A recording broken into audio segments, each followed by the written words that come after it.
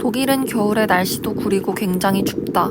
한국의 따뜻한 방바닥과는 달리 독일의 방은 냉골이다. 독일인들은 하이쭝이라는 라디에이터로 이 추운 겨울을 버틴다. 하지만 하이쭝은 그렇게 난방 효율이 좋지는 않고 강하게 틀고 지내면 생전 듣도 보도 못한 액수의 난방비 폭탄을 맞을 수도 있다. 그래서 이곳 사람들은 집안에 심지어 패딩을 입고 있기도 한다. 이런 추위가 지긋지긋해서 우리는 겨울에 꼭 여행을 가기로 했다.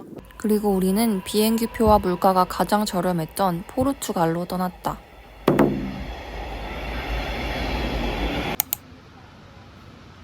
베를린 브란덴부르크 공항이다. 예전에 베를린에 있던 테겔 공항은 고속버스 터미널보다 별로였는데 여기는 확실히 새로 지어져 그런지 삐까번쩍하다.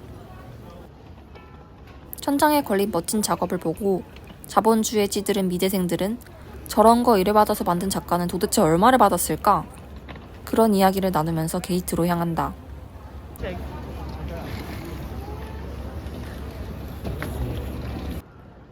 우리가 예매한 것은 초저가 항공 라이언에어다. 티켓을 안 뽑아가면 50유로 정도의 덤터기를 씌워주는 아주 까탈스러운 곳이다. 그래서 미리 체크인을 하고 왔고 그 덕에 별로 시간이 걸리지 않았다. 배가 고파서 피자집에 왔다. 아직 여행지는 도착도 못했는데 돈을 펑펑 쓸 수는 없다. 간단하게 풍기 피자랑 마르게리따 조각 하나씩 주문했다. 맛이 괴상해서 뒤집어 봤더니 뒤가 숫덩이다. 코카콜라 광고판을 발견했는데 한글이 없다. 앞으로 펩시를 마셔야겠다.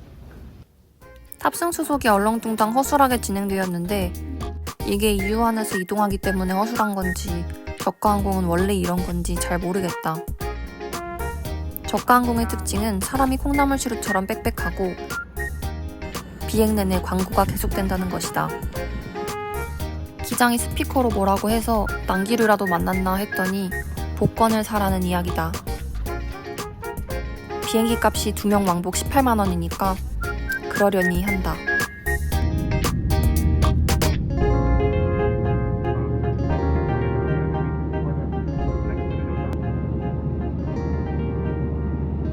포르투갈에 가고 있는데 스위스 가고 싶다. 사실 스위스가 방학여행 후보지에 있었는데 스위스 프랑은 정말 비쌌고 우리 지갑은 그걸 감당할 수 없었다.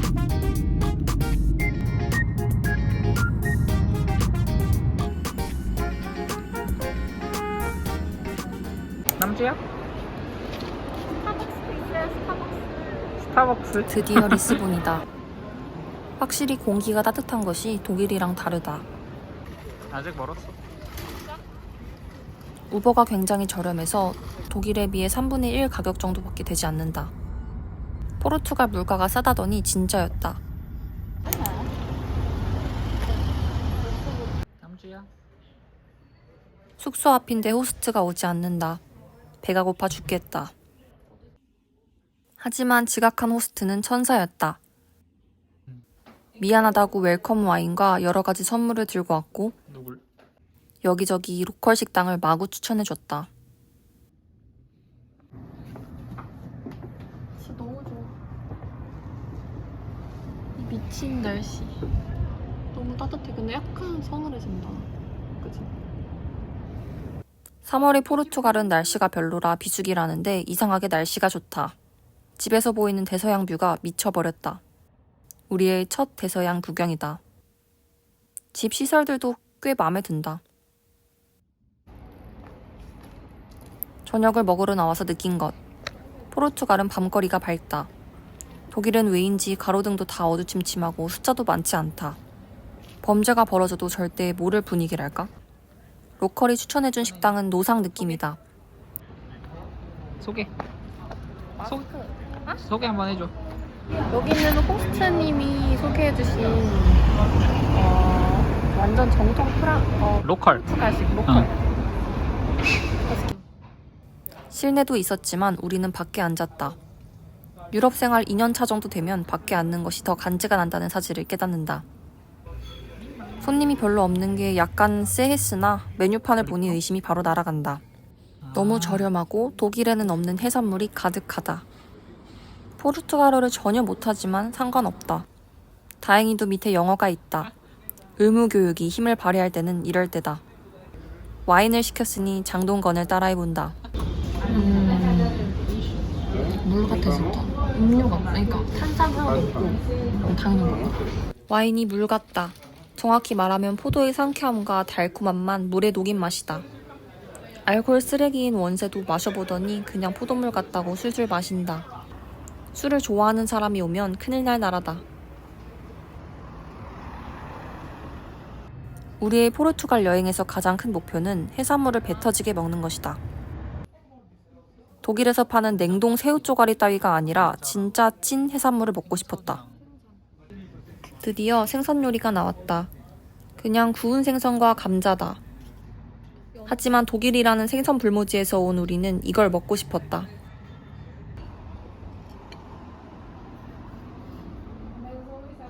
말로만 듣던 해물밥이다.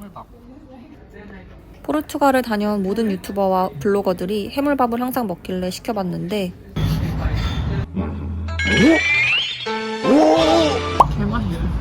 맛있어? 역시 한국인 입맛은 한국인이 잘 안다. 해산물 요리를 아주 작사를 내놓고 나니 어딜 갈지 고민이다. 오빠는 전망대를 매우 가고 싶어 했지만 비행에 지친 내가 숙소로 가고 싶어 해서 그냥 숙소에 가기로 했다.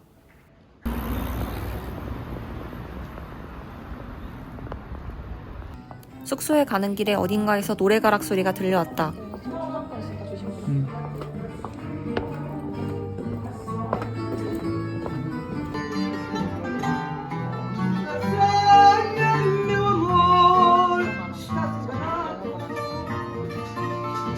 그 유명한 리스본의 파두였다. 아주머니가 들어와서 파두를 듣고 가라고 했지만 해산물로 가득 찬 배를 이미 두드리고 있었던 터라 내일 오겠다고 약속을 했다. 남주 배 좀 보시게. 생각해보니 숙소에 아침 먹을 것이 없었다. 마트에 왔는데 문제가 하나 생겼다. 원세는 유당불내증 때문에 보통 우유를 마시지 못하는데 도대체 뭐가 락토프리 우유인지 알 수가 없었다. 결국 옆에 서있던 포르투갈 분이 도와주셨다. 그분은 정말 따스웠고 영어를 할 줄 알았다. 하나? 집에 와서 호스트가 준 웰컴 와인을 따먹으면서 하루를 마무리한다. 포르투 와인인가? 오늘의 경험. 사람들은 이곳의 날씨를 닮아 그런지 따뜻하고 해산물은 역시 맛있다.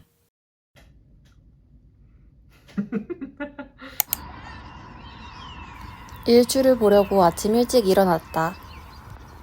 운 좋게도 숙소가 동양이었고 우리는 대서양의 멋진 일출을 감상할 수 있었다. 생각해보니 이상하다. 대서양은 분명 서쪽인데 우린 왜 일출을 볼 수 있는 걸까? 찌뿌둥한 몸을 스트레칭하고 나갈 준비를 한다. 어제 아침거리를 장봐온 것은 까맣게 잊어버렸다. 우린 호스트가 알려준 숨겨진 로컬 맛집에 간다.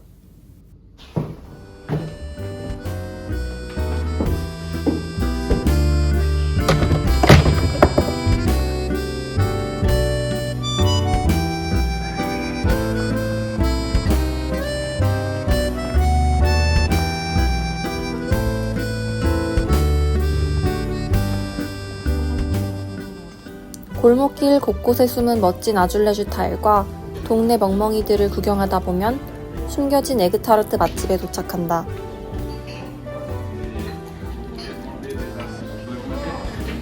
이곳은 구글 리뷰에 한국인 리뷰가 단 한 개도 없는 정말 찐 로컬 맛집이다. 여기서는 에그타르트를 파스텔 드 나타, 줄여서 나타라고 부르곤 한다. 그리고 사람들은 주로 이렇게 작은 에스프레소와 달콤한 빵을 아침으로 먹는다.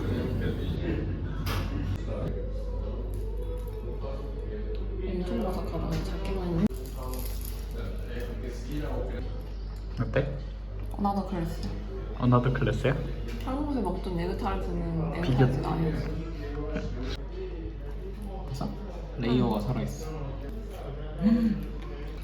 야, 뭐야 이거? 맛 표현을 조금 더 자세히 하자면 한국의 에그타르트는 달콤한 계란이 코끝을 스치며 향만 풍기는 느낌이고 이곳의 나타는 달콤한 계란이 진하게 포옹을 해주는 느낌이다. 이거 그거 맛이야. 다른 종류의 타르트는 어디서 먹어본 맛이다. 전주에서 먹어본 생강센베랑 맛이 똑같다. 나라는 달라도 입맛은 통하나 보다. 너무 맛있어서 추가로 더 시켰다. 작은 피자빵을 시켜보았는데 역시나 이것도 맛있다.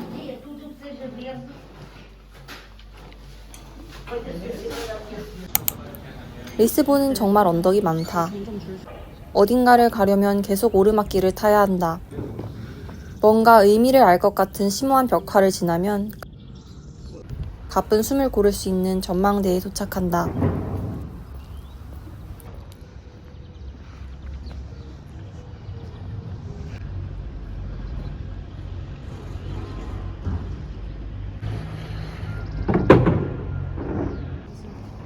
상조르주성을 향하던 중에 독일인 부부를 마주쳤다. 우리에게 오네가이시마스 라고 인사를 하셨다. 뭔가 일본어를 잘못 배우신 것 같다. 그냥 웃겨서.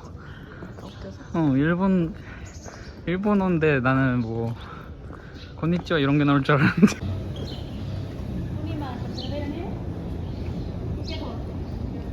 상조르주시?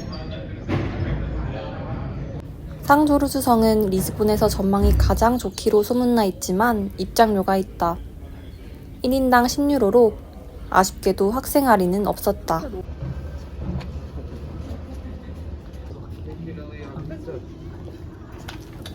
아까 만났던 독일인 부부를 또 만나서 말을 걸고 사진을 찍어달라고 부탁했다.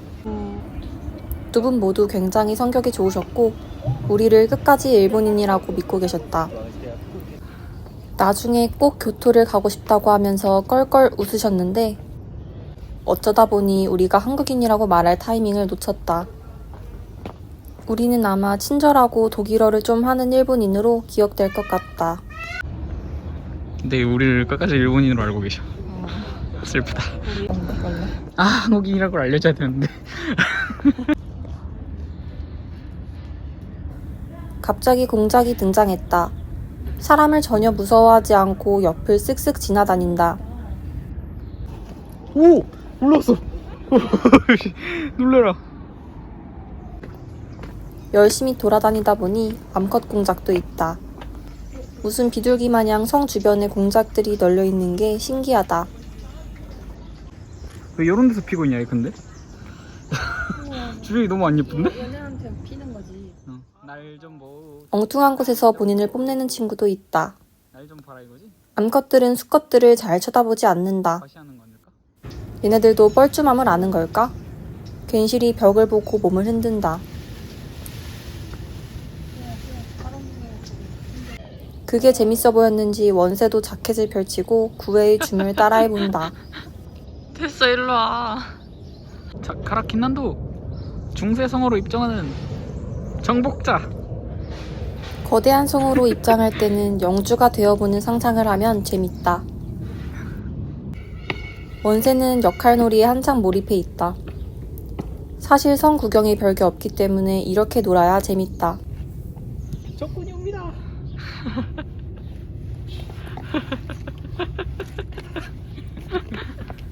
성을 계속 둘러보지만 사실 성 자체가 막 인상 깊지는 않다.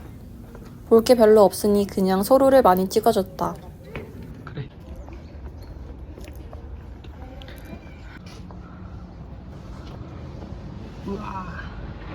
셀카봉 들고 올걸. 야, 날씨가 맑아지고 있어. 더워지고 있다. 호기심이 많은 원새는 작은 우물도 지나치지 않는다. 우물. 성 보인다. 성 밖에 나와서 느낀 건데 성은 밖에서 보는 게 더 이쁜 것 같다. 성에는 공작들 뿐 아니라 냥이도 살고 있고 곳곳에 레몬나무가 있다. 이곳 시민들인지 관광객인지 모를 사람들은 아이들을 데리고 산책을 나왔다. 벤치에 앉아 다음 갈 곳과 점심 먹을 곳을 찾아본다. 무계획 여행의 참맛은 이런 거다.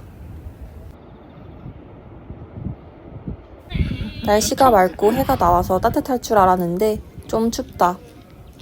유럽 남부에도 아직 봄은 완전히 찾아오지 않았다. 졸려? 가자. Look at me.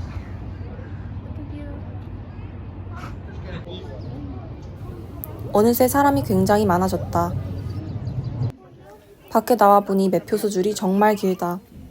조금 일찍 온 것이 신의 한 수였던 듯하다.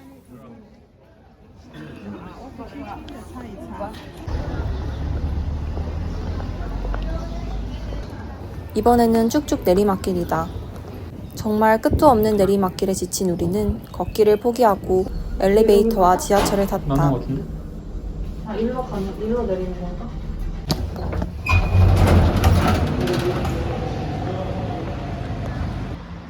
순식간에 목적지에 도착이다. 역시 기술은 위대하다.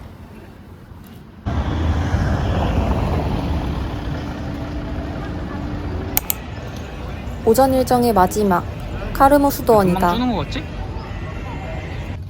자그마한 광장 주변으로 다른 여행객들도 옹기종기 모여있다. 입장료는 어른이 5유로지만 우리는 학생이니까 4유로다.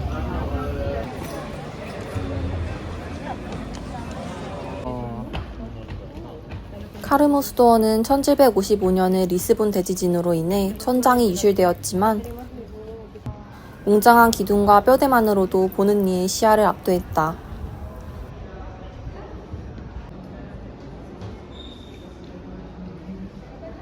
원세는 한참 건물을 보더니 반지의 제왕에 나왔던 배경과 비슷하다고 이야기를 했다. 그런 것 같기도 하고 잘 모르겠다.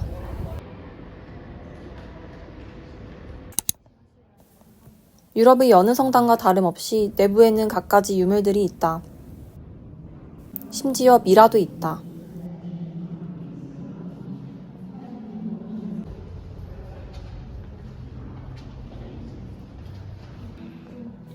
그 와중에 발견한 이집트의 유물. 이게 왜 여기 있는 걸까? 훔쳐온 걸까? 뺏어온 걸까? 빌려온 걸까?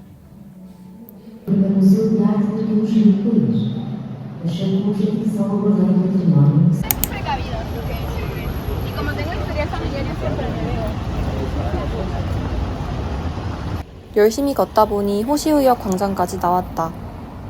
다른 사람들은 여기를 수도 없이 지나다닌다는데 우리는 여행 내내 딱 한 번 지나쳤다. 역시나 점심도 호스트가 알려준 맛집을 찾아간다. 역시 이곳도 한국인의 리뷰가 전혀 없다. 사실 한국인이 가는 곳은 계속 한국인이 꼬리를 물고 찾아가기 때문에 모험의 재미가 떨어진다고 생각한다. 식당에 도착한 우리는 굉장히 혼란스러웠다. 주소는 맞는데 너무 입구가 가정집처럼 생겼고 식당 느낌이 안 난다. 올라가 보자. 갸우뚱거리면서 조심스럽게 계단을 올라가니 동남아 휴양지 느낌의 로비가 펼쳐졌다. 그곳에도 식당은 없었기에 우리는 계속 올라갔다.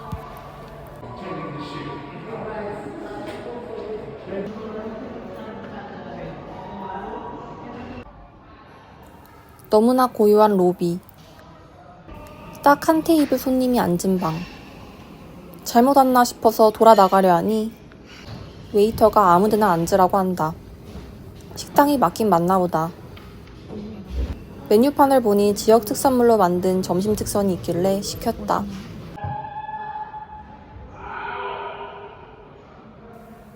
어디서 노랫소리가 들린다.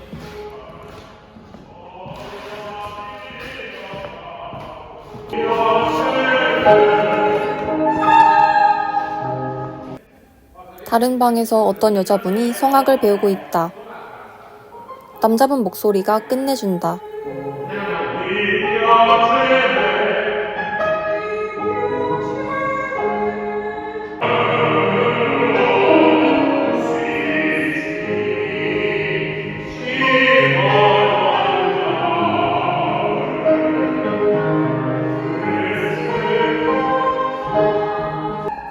조금 더 듣고 싶었지만 음식이 나왔을 것 같아 자리로 돌아간다.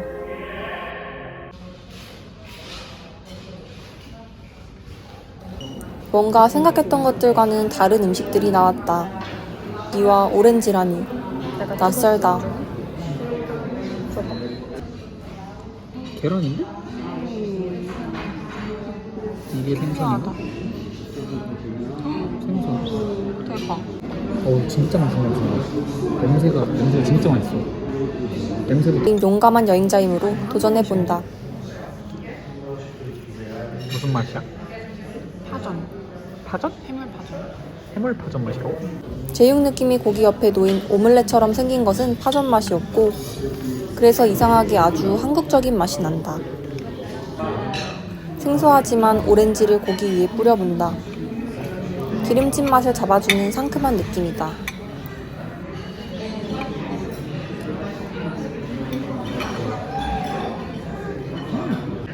초록 생선탕은 국물이 아주 시원했는데 여기 사람들이 국물을 잘 안 먹기 때문인지 좀 짰다. 맑은 지리탕을 생각하면 맛이 비슷할 듯하다.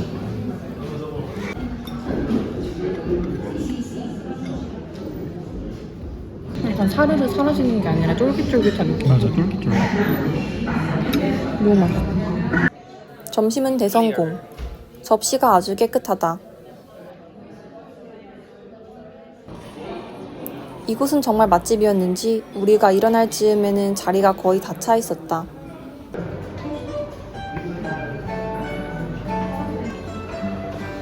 맛있게 밥을 먹었으니 이제 디저트를 먹으러 갈 차례다.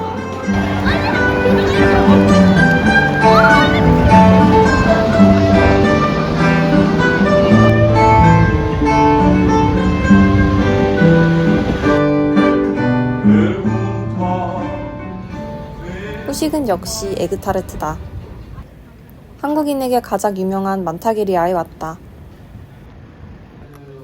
포르투갈은 가게마다 레시피가 다르기 때문에 이렇게 도장 깨기 하는 재미가 있다.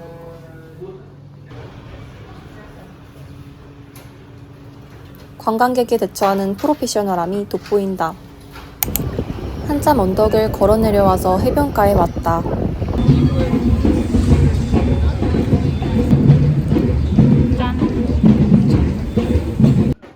축제가 벌어지고 있다.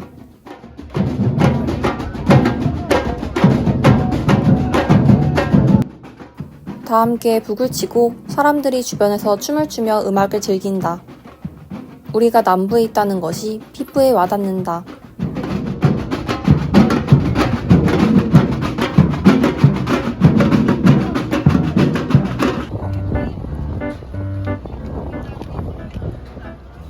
해변을 따라 걷다가 일광욕을 해본다. 항상 회색빛인 독일에 살다 보니 따뜻한 햇살이 얼마만인지 모르겠다.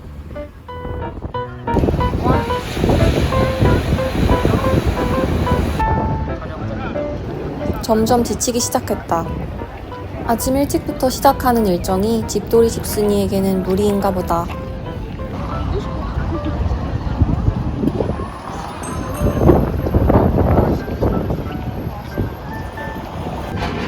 당 충전이 안 돼서 그런가 싶어서 피스타치오 아이스크림과 커피를 먹었는데도 소용이 없다. 도저히 안 되겠어서 집에 왔다. 역시 집이 최고다. 침대에 누우니까 비로소 충전이 되는 느낌이다.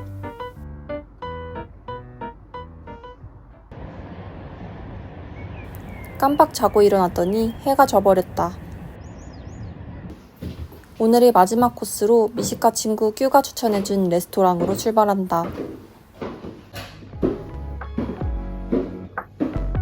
포르투갈의 지하철은 독일의 지하철보다 신식이다. 한국처럼 금액을 충전해서 쓰는 방식이고 출입구 또한 디지털화되어 있다.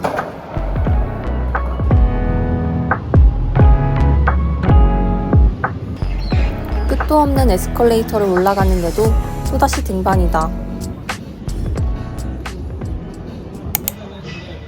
드디어 목적지에 도착했다. 생각보다 자그마한 레스토랑이었고 야외석은 예약 손님으로 꽉 찼다.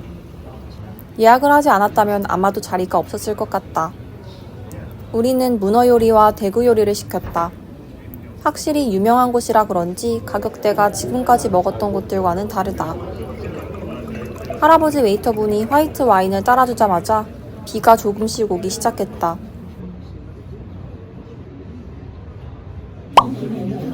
이번엔 실내. 실외도 체험하고 실내도 체험하다니 우린 운이 좋다. 짭짤한 올리브 절임을 한두 개씩 집어 먹다 보면 메인 요리인 문어와 대구가 등장한다. 거대하고 경건한 비주얼에 절로 나이프질이 조심스러워진다. 조심스레 다리를 하나 잘라서 아래에 깔린 감자와 시금치랑 함께 올리브유를 곁들여 먹는다. 문어 다리가 순식간에 입속에서 녹아 사라지고 입안에 기쁨이 가득 찬다. 진짜 맛있어? 이번엔 대구 요리를 먹어본다. 반숙을 톡 터뜨리고 대구에 얹어 시금치와 감자를 곁들여 먹으면 그들의 훌륭한 합주를 만끽할 수 있다.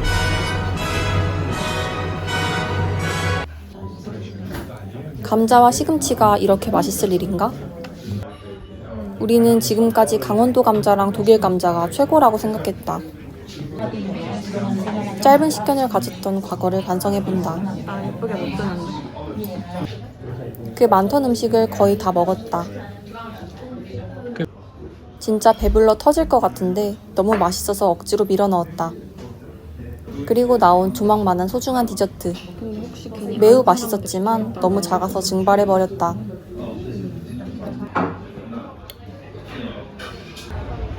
배가 불러서 집까지 걸어가기로 했다. 리스본 밤거리는 참 밝고 사람도 많아서 걷기가 참 좋다.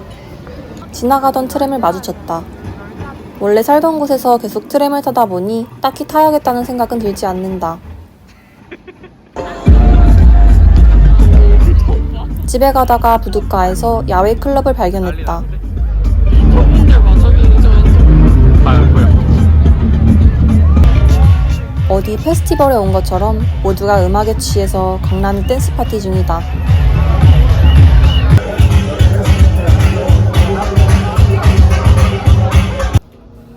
오늘의 일기 끝.